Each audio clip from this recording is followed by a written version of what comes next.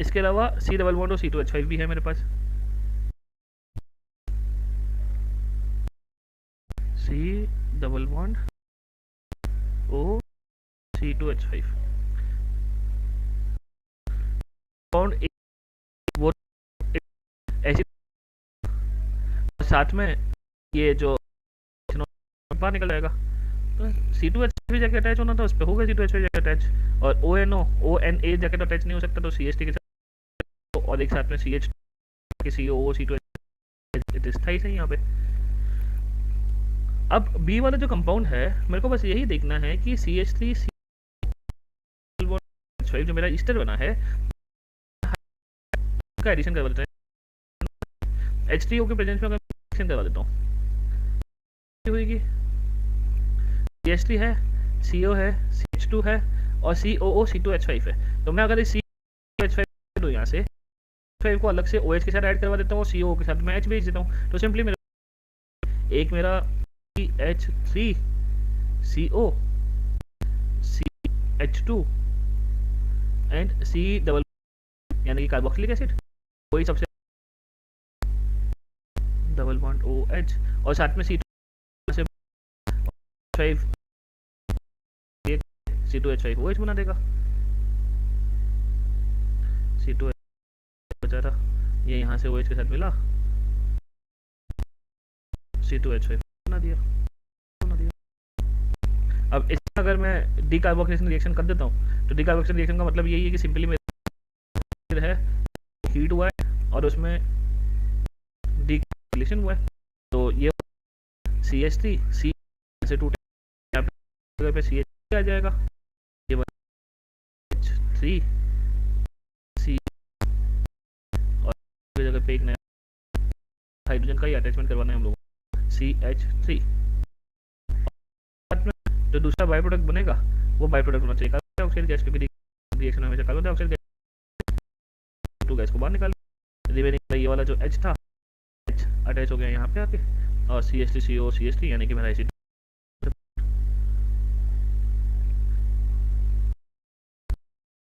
समझ आया Kabir? So acid then बस यही तो होगा।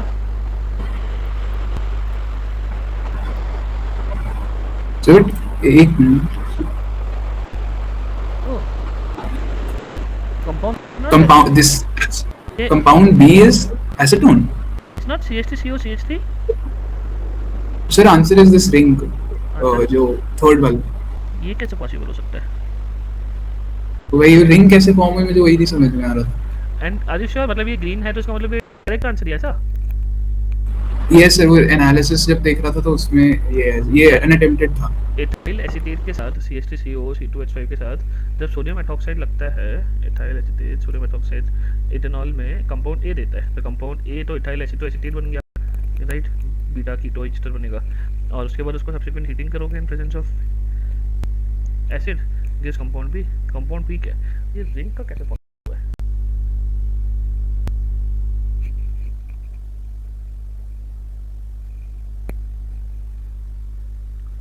So they were saying with Claisen condensation CH3 को CO CH3 हटा के हम लोग इसको बना सकते हैं, रिंग के फॉर्मेट में हम लोग बना सकते हैं, क्यों नहीं बना सकते हैं? कोई दिक्कत है क्या रिंग के फॉर्मेट में बनाना? ओह, पर देखा इन लोगों ने समझदारी कितनी करी है, इन लोगों ने कंपाउंड बी को एसीटोन भी एज अ ऑप्शन दे के रखा हुआ है और प्रोपेनोन भी एज एन ऑप्शन दे के रखा हुआ है, और आंसर प्रोपेनोन ही है। Good good good good. अब ये रिंग कैसे आई, उसका आंसर सिर्फ इतना सा है कि रिंग आने का सिर्फ पर्पस इतना सा था कि उसकी स्टेबिलिटी को दिखा रहा था, स्टेबिलिटी को दिखा रहा था तो रिंग का फॉर्मेशन कर दिया उसने।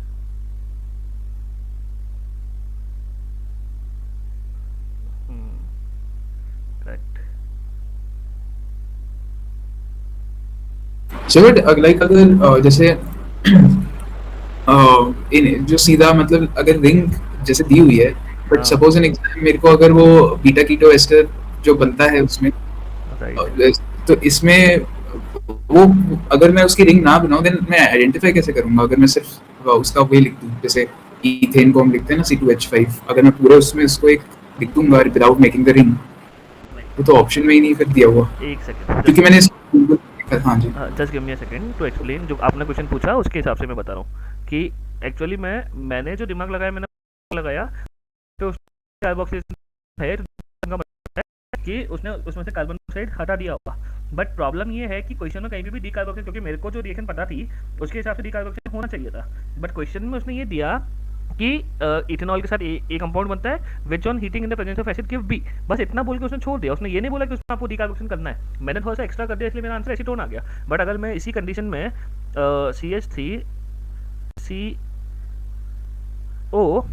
CH2CO C5 ये वाला जो मेरा प्रोडक्ट बना था ए वाला C5 सिर्फ हीट ही करना होता in normal condition.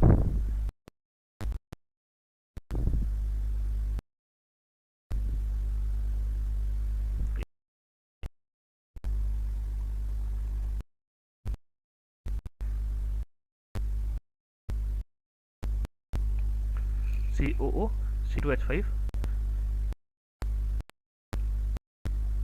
D कार्बो simply. तो मेरे पास जो प्रोडक्ट बनेगा वो प्रोडक्ट बनेगा 2 जो ऑक्सीजन वाला कार्बन में और ये वाला में एक साथ एक ही बॉन्ड का फॉर्मेशन हुआ। ये वाला CH2 नीचे की साइड पे आया बीच में, इस वाले C के साथ रिएक्ट किया और यहाँ पे डबल बॉन्ड का फॉर्मेशन किया। इसी को जो आपका क्वेश्चन है उसका आंसर उन लोगों ने इस तरीके से बना के दिया है कि CH2 डबल बॉन्ड O। तो ये H प्लस की प्रेजेंस में यानी कि एसिड की प्रेजेंस में जब हीट होता है तो वो एक रिंग का फॉर्मेशन है O का दोनों के बीच में। एसीटोन वाला डीकार्बोक्सिलेशन पे करेगा और उन्होंने कंफ्यूजन करने के लिए ही एसीटोन को एज अ सेकंड ऑप्शन डाल के रखा था कि बच्चा कंफ्यूज हो जाए कि हाँ ठीक है कोई दिक्कत नहीं, ऐसा हो सकता है कि एसीटोन फॉर्मेशन होगा। बट क्योंकि उन लोगों ने डीकार्बोक्सिलेशन नहीं बोला है तो मेरे को डीकार्बोक्सिलेशन नहीं करना चाहिए था, डायरेक्टली उसको हीट करना चाहिए था और हीट करके जो मेरा आंसर आता वो यही आंसर आता रिंग वाला। Yes sir. समझ आया एंड हाँ जी ये and also this mock test में इन्होंने they also asked about fermions and bosons. हाँ तो पूछेंगे क्या दिक्कत है इसमें। तो like fermions and bosons ऐसे हमें कभी सेपरेटली पढ़ाया नहीं है, तो if you can like उसमें ऐसे नहीं बहुत डिटेल में नहीं बट like जैसे certain important points आप मेरे को बता दो। कुछ इंपॉर्टेंट पॉइंट्स लिखे हुए हैं, let's discuss first the four question, उसके बाद मैं वाला इंपॉर्टेंट पॉइंट भेज देता हूँ। जस्ट गो थ्रू, अगर कुछ नहीं समझ में आता आज में। Yes.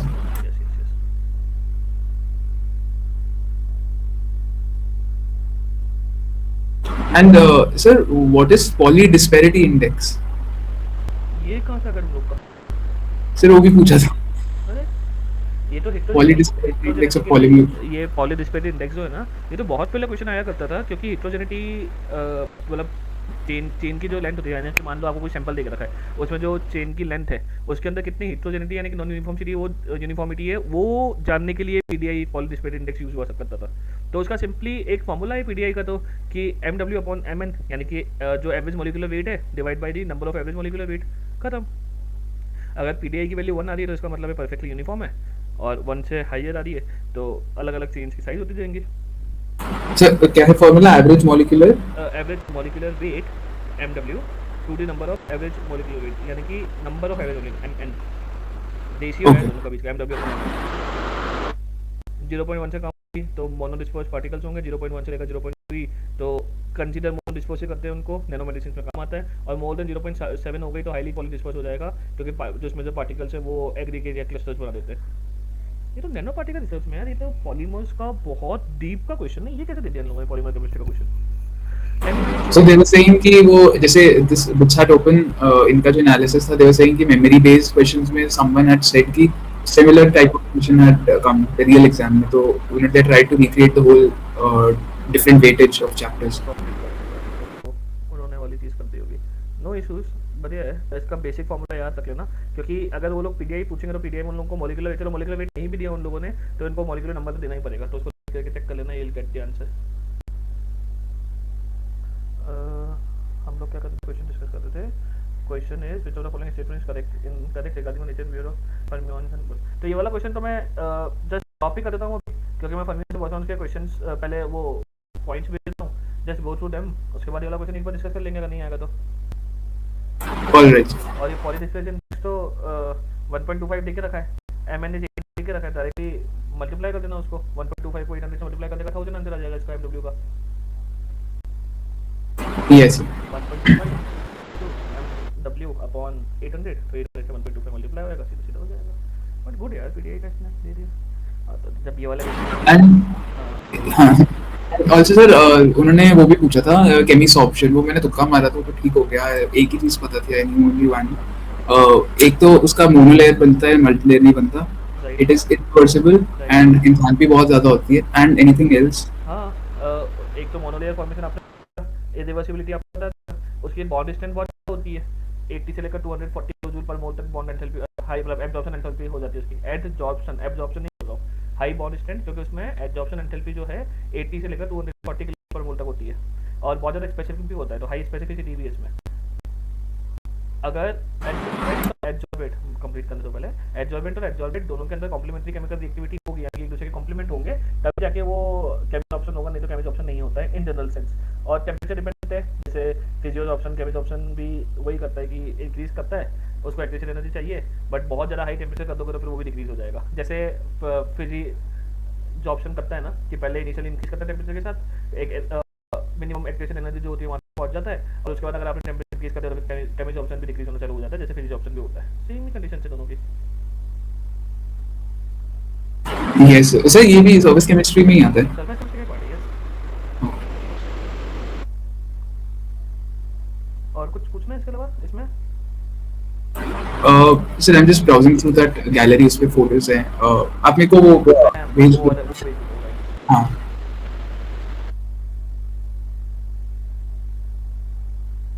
So how was chemistry for advanced this time? Actually मतलब देखो, जो मेरे नोन में बच्चे हैं ना जिन्होंने एडवांस का पेपर दिया, फर्स्ट वाले पेपर में तो दे वर सेइंग कि सर आउट ऑफ 48 क्वेश्चंस मतलब 40 से लेकर 44 क्वेश्चंस बनने लायक थे। तो जो maximum I know personally people उन्होंने जो बनाए वो 44 क्वेश्चन बनाए फर्स्ट वाले पार्ट में, और सेकंड वाले क्वेश्चन में 58 क्वेश्चन थे। तो दे वर सेइंग कि सर वो थोड़ा सा डिफिकल्ट साइड पे था, क्योंकि उसमें न्यूमेरिकल भी थोड़े से डिफिकल्ट वाले आ गए थे, और ऐसे स्टेटमेंट बेस्ड जो क्वेश्चन आए थे वो मल्टीपल करेक्ट आंसर थे, उसमें थोड़ा डाउट होने लग गया कि multiple correct question 2 option correct है कि 3 ऑप्शन करेक्ट हैं, तो वहाँ 0.25 पॉइंट की थोड़ी सी प्रोबेबिलिटी ज़्यादा हो गई। तो वैसे 58 में से उसमें भी 50 क्वेश्चन थे जो बन सकते थे, बट एक्चुअली एडवांस का अगर आप क्राइटेरिया देखोगे तो अगर 50 परसेंटाइल भी किसी का एडवांस में आ जाता है कि उसका एडवांस निकल गया 50 परसेंटाइल की। तो अब देखो क्या होता है क्या नहीं होता। हार्ड था पेपर, फर्स्ट वाला सेकंड वाला हार्ड था। But sir 58 question second paper में मतलब 51 होते हैं ना टोटल? तो नहीं बेटा, एडवांस का कभी भी वो नहीं होता कि एक फिक्स नंबर ऑफ क्वेश्चंस आते हैं। एडवांस में नंबर ऑफ क्वेश्चंस हमेशा वेरी करते हैं। ऐसा नहीं कि अगर आप सोच लो कि पहले वाले में 48 आए तो दूसरे में 52 आए तो 100 क्वेश्चन आएंगे, नहीं। नंबर ऑफ क्वेश्चंस इस बार 108 थे, क्योंकि वो लोग मार्क्स डिस्ट्रीब्यूशन ऐसे करते हैं ना कि किसी मार्क डिस्ट्रीब्यूशन 2 मार्क का ही क्वेश्चन है, कोई क्वेश्चन 4 मार्क का भी क्वेश्चन है, इनफैक्ट कोई क्वेश्चन 1 मार्क का भी, क्वेश्चन 0.5 मार्क का भी है। तो उसके हिसाब से वो लोग नंबर ऑफ क्वेश्चन अपने हिसाब से सेट करते हैं, कोई fix number of question paper में कि 2 सेट मिला के 100 क्वेश्चन है, ऐसा नहीं होता। इस बार 2 सेट मिला के 108 क्वेश्चन आए थे। Oh okay.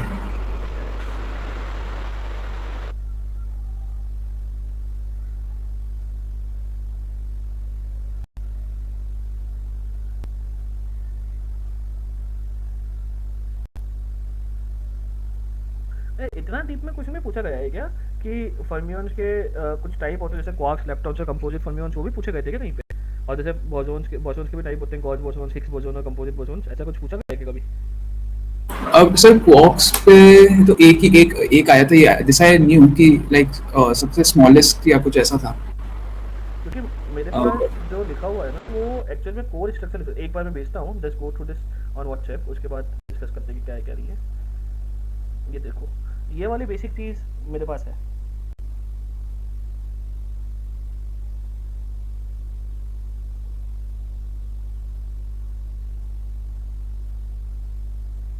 But sir, like fermions and bosons are like what? मतलब होते क्या हैं वो? फंडामेंटल फोर्सेस है बेटा। फर्मियोन्स फिजिकल मैटर के बनाते हैं और बोसोन्स जो है मैटर के साथ जो इंटरेक्ट करते हैं उसके रिस्पॉन्सिबल होते हैं, ऐसी फोर्सेस जो इंटरेक्ट करती है। तो सिंपली फर्मियोन्स को अगर बोलना है तो they are building blocks of ordinary matter. किसी के भी वॉल्यूम को, शेप को, स्ट्रक्चर को डिक्टेट करना है तो वो फर्मियोन्स बताते हैं। सिमिलर कंडीशन में जो बोसोन्स हैं वो ये बताते हैं कि फंडामेंटल फोर्सेस होती हैं जो नेचर में, यानी कि ग्लू की तरह जो काम करती है मैटर और पार्टिकल के बीच में, बोसोन्स होते हैं। और बोसोन्स तो वैसे भी सत्येंद्रनाथ बोस जो थे उनके नाम के पीछे लिखा हुआ था ना। फोटोन्स, फोटोन्स पता है ना, फोटोन्स क्या होते हैं? लाइट वाले पार्टिकल्स। तो वो फोटोन्स एक टाइप का बोसोन का एग्जांपल है, ये समझ ले।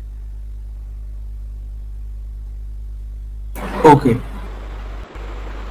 और वैसे भी हम लोग जो सॉलिड स्टेट्स ऑफ मैटर पढ़ते हैं उसके साथ आपकी लेवल पे एक और आपने स्टेट ऑफ मैटर पढ़ा होगा ना, बोस आइंस्टाइन कंडेंसेट, तो वो भी इसमें ही आता है, बोसोन का ही पार्ट है वो भी। Yes. Quarks, electrons, proton, neutrons, neutrinos, ये सब फर्मियोन्स के पार्ट हैं। Do you want me to give more detail on this? Just a second, मैं वो भी दे देता हूँ।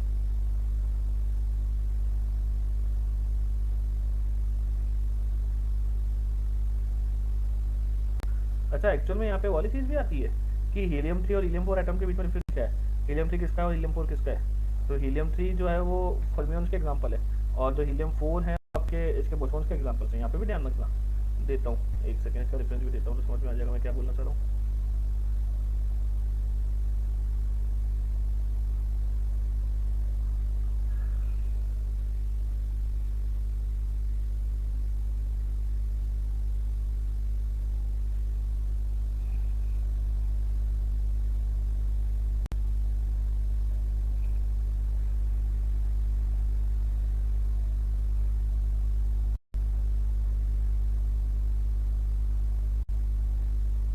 So sir, इतना this would suffice, right? Yes yes yes, sufficient है। मतलब देखो, ऐसा तो है नहीं कि कोई पिक्चर का मेरे को वैसा ही हो कि मैं इंटरनल को बोल सकता हूँ कौन सा क्वेश्चन आ रहा है कौन सा नहीं आ रहा है। What we can do is कि हम लोग एक मैक्सिमम रेंज तक उसको कर सकते हैं। अब उसके बाद जब अब जैसे इसने ये क्वार्क्स, इलेक्ट्रॉन्स और कंपोजिट के बारे में बता दिया, तो क्वार्क्स के बारे में तो हमको पता है कि बिल्डिंग ब्लॉक्स हैं, प्रोटॉन्स और न्यूट्रॉन्स। अब इसके अंदर भी जाके इसने कुछ पूछ लिया जो कि 99% चांसेस नहीं है, बट 1% चांस तो हमेशा वेरिएबल रहता है ना कि वो कुछ भी पूछ सकता है। तो वो मैंने फिर भी आपको हर चीज़ दे दी उसमें, हर चीज़ कि भाई उसका रोटेशन, स्पिन क्वांटम कितना होता है, कैसा होता है, क्या होता है, सब कुछ हम डिस्कस कर दिया। फिर भी लेट्स सी। वैसे इसके बाद से 99% केस बता रहा हूँ नहीं आएगा, 99% केस।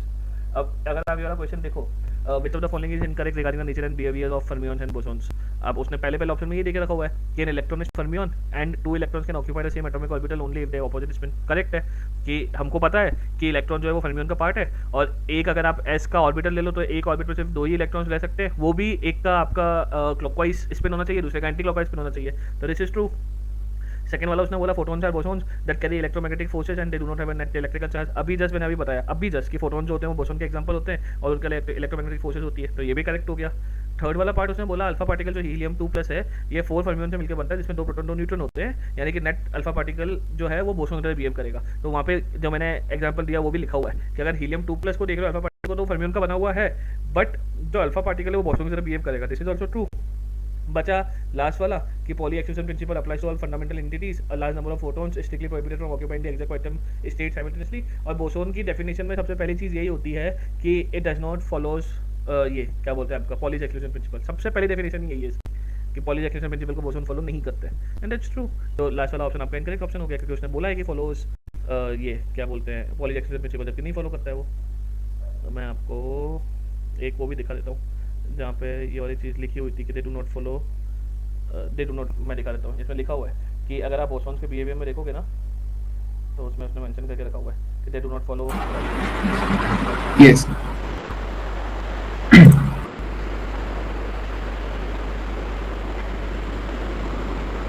सर इसके बाद एक बार ना मुझे बेकमैन रीअरेंजमेंट का बस एक बार वो दिखा देना। स्ट्रक्चर बना के कि जैसे कि रीअरेंजमेंट होता है। हाँ, वो जैसे एक क्वेश्चन था वो ठीक हो गया था मेरा, बट मतलब I was not like 100% sure ये होगा। वो लग था उसमें वो 7 मेंबर रिंग, 7 या 8, 7 मेंबर रिंग बन रही थी, कैप्रोलैक्टम बन रहा था बेसिकली, यस, वो वाला।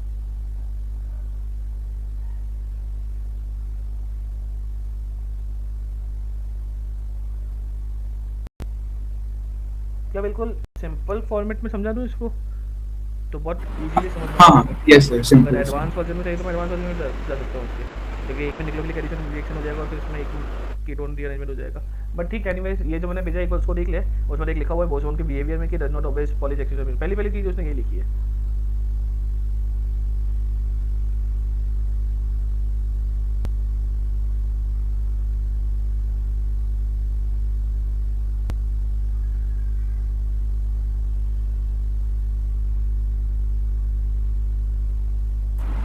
यस। Got it. अब देख ले एक चीज़, मैं ना बेकमैन रीअरेंजमेंट में जितनी भी चीज़ें होती हैं, यानी कि कीटोन से लेकर अमाइड तक का रीअरेंजमेंट किस तरीके से हो सकता है, जिसमें एल्काइल शिफ्ट भी आ गया, न्यूक्लियोफाइल का एडिशन भी आ गया और फिर कीटोन का फॉर्मेशन किस तरीके से होती है। तो जस्ट इसके ना जाएंगे ना, ये बस एक लिखवा लो ना इसको ढंग से ना, इसमें भी कुछ I am sure, pretty much sure कि इसके ऊपर सारे क्वेश्चन सेलेक्ट हो सकते हैं। ग्रुप यहाँ पे डबल ग्रुप और ओ, तो टाइप का कीटोन हो गया। फल देखता हूँ, H2NOH। अब सर बहुत क्रैक, वो बीच बीच में पॉज हो रही है बस, लाइक बहुत ओके ओके, गैप मिल रहा है। एक मिनट के लिए जब तक मैं स्ट्रक्चर बना रहा नहीं बोल, उसके हो जाएगा वो।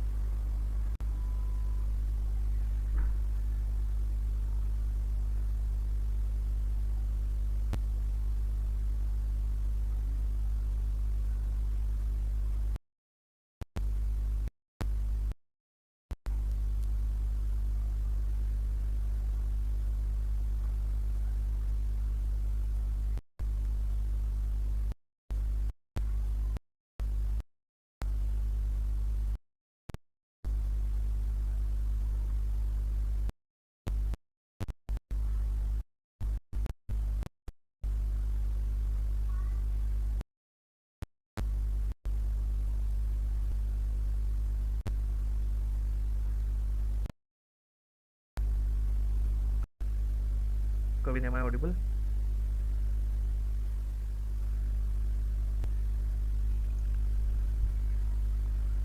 हेलो कभी नहीं ऑडिबल। Yes sir. देखो सबसे पहले क्या है इसमें, बैकमैन का रीअरेंजमेंट है। इसमें कीटोन से हम लोग अमाइड में कन्वर्जन करते हैं। तो ये पहली चीज़ है, मैंने कीटोन ली। अब इस कीटोन में ना ओ के ऊपर लोन पेयर है। तो जब ओ के ऊपर लोन पेयर है उसके साथ मैंने NH2OH के साथ रिएक्शन करवा दी। NH2OH के साथ रिएक्शन करवाने पे क्या हुआ कि जो O था वो हट के NH2OH वहाँ पे जाके अटैच हो गया सिंपली। इसमें रिएक्शन करवाई तो ये ना